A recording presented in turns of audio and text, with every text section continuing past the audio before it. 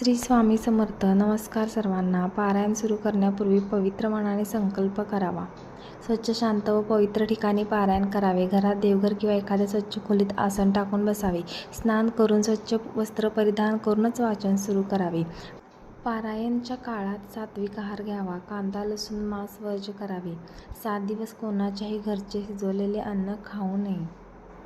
7 दिवस शुभ बोला. कोणाविषयी द्वेष ठेवू नका. तसेच आयुष्यात पुढे पण असंच राहायचा प्रयत्न करा. झोपताना जमिनीवर चटई किंवा सतरंजी अंथरून झोपा. काळे वस्त्र 7 दिवस शक्यतो वर्ज्य करा. 1 दिवस अगोदर कुत्रा व गाय यांना नैवेद्य द्या.